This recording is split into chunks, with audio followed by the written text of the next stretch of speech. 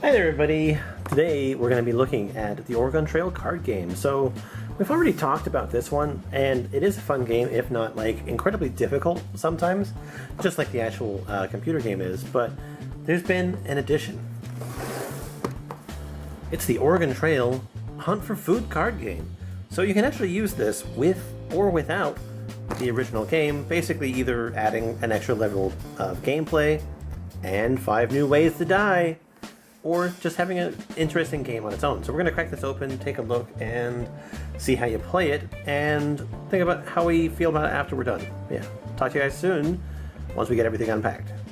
Alright, so inside the box you have a small deck of supply cards, and then you have a large deck of 108 hunting cards. You will lay out the hunting cards in a 6x6 grid pattern with 3 cards in each stack. With your supply cards, you will deal out 4 to the table that your team can vote to use, and place the rest in the stack off to the side. You also have a stack of 100 bullets tokens, which you will spend to shoot animals that you come across as you hunt. You also get 6 dice. You use 1 dice for the number of players that you're playing with. If you're playing with 4 people, you have 4 dice. If you're playing with 2 people, 2 dice, 3, and so on. The game is a 2 to 6 player game. I'm just going to be giving a short little example with 1 player. And you also get your man. You get your hunter man. Alright, so the basic setup is, as you see it right here, here, let me show you. A 6x6 grid of all the hunting cards laid out. They all start face down, and basically what happens is you take your dice, you roll it. In this case, I rolled a 2, and that's how many actions you have to move in the game. When you're starting out, you have the ability to place your hunter on any of the edge borders of the game map. They recommend not placing it on the corner because you could be trapped and die instantly. And they do say that this game is actually really quite hard, which I guess is fair, but that's okay. So I have 2 actions, which means I can either move or flip a card or shoot 2 times. And the whole goal is that, well, the whole deal is that you can only move horizontally and vertically. The number 2 indicates how far away the card is, the furthest card is that I can flip. And it notates how many times I can shoot, move, or flip. Because there's nothing available on the board just yet, I might as well flip both cards.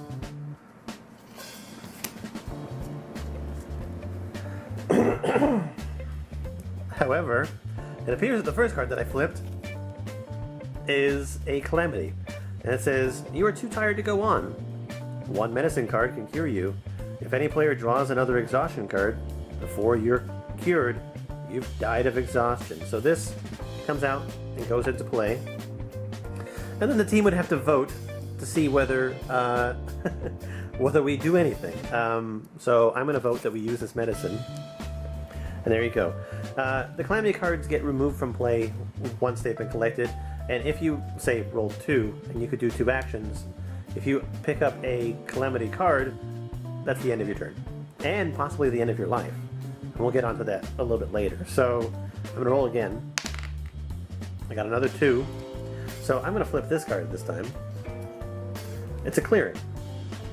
A clearing is just a blank spot that you can move or shoot through. When you're shooting, you have to have a direct line to the animal. Hunting cards count as an obstruction, and there's also other cards that are like trees, rocks, flowers that are also obstructions. So that's that. I'm also going to turn this card over, and it's a freaking bear. So the bear card says,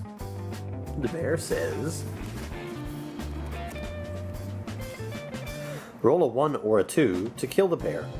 From the bear you shot, you got 156 pounds of meat, but you were only able to carry 100 pounds back to the wagon. So the bear remains there until you shoot it. You can actually vote to shoot or not to shoot, and each time that you shoot, it uses one of your 100 bullets tokens and one of your actions. If you happen to cross into the place where the bear is, or the animal is, that animal is scared away and is no longer available for hunting. So let's say it's my next turn, and we're playing with 4 people. We want to shoot that bear. So all 4 players have to roll at the same time. I'm going to roll another dice to replace that one. And it says, roll a 1 or a 2 to kill. So 2 players rolled a 1, but the other players rolled a 3 and a 4. That bear is not dead. You can choose to spend your other turn to shoot again. The players that rolled the 1s or the 2s get to keep their numbers, and just the 2 players that missed get to roll again, but it does cost another 100 bullets token. When you're out of 100 bullets tokens, you can't hunt anymore. So I'm gonna shoot again. We got a 2 and a 3, which means that we still did not kill the bear. It is actually incredibly hard to kill things. But that's just an example. So let's roll another dice for another turn. It's another 2. I can flip this card, which is a clearing, then I can move on to it. When I move off of the clearing, the card is removed. I'm going to roll again. It's a 4. So I actually have the ability to flip a card 4 spaces away from me. So I'm going to go ahead and do that. It's trees. It's a hazard. You can't go through that. I'm going to flip this card right here, which is a clearing. And then I'll move 1, 2 spaces. You can't flip diagonally. You can't move diagonally. You can only move horizontally and flip horizontally and vertically. You can't do anything like go 1, 2, 3, 4 away from yourself. You have to do it in a straight sort of line of sight mode.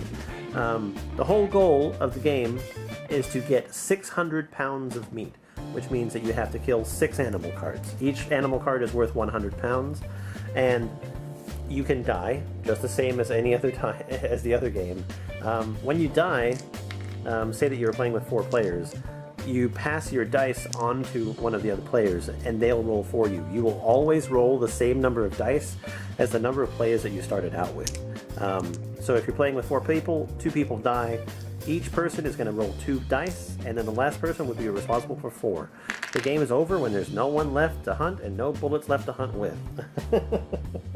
I actually kind of feel like this game is a little bit more fun than the other actual trail game. I feel in conjunction it's probably very interesting because you can vote to hunt at any time, but then you have to set up this whole thing. I will say this is a lot of setup. I mean, you're sitting out like 6 by 6 stacks of 3 cards. The end result is much better than the other game, but there's a lot of setup here. But anyway, let me know what you think, and if you've played this before, and how you feel about the Orgon Trail in general. Another little thing in closing, I know that I didn't go over necessarily all of the rules, but I just wanted to give a quick example of the game. It is a fun game. There's lots of ways to die, but I think it's better just to find out for yourself how the game plays. Oh, well, how hard the game is, and I don't want to spoil it for everybody. The neat thing is that inside the game, they actually give you a little bonus. They say in the rules that lots of the maladies and that face the people on their travels required them to replenish their fluids. So they gave you 4 handy little coasters for your fluids, so you can refresh while you're playing the game. They're little floppy disks, which is actually kind of cute. You got Portal Internet. I love the way that they look. Computer Tutor, Bear Coder, and the Orgon Trail. You got a bootleg Orgon Trail and you got a real Orgon Trail. I don't know if I would actually use these as coasters. I feel like they would get pretty wet pretty quickly. I feel like they're just like cardboard, but they're still really cute, and I enjoy that. Bye-bye.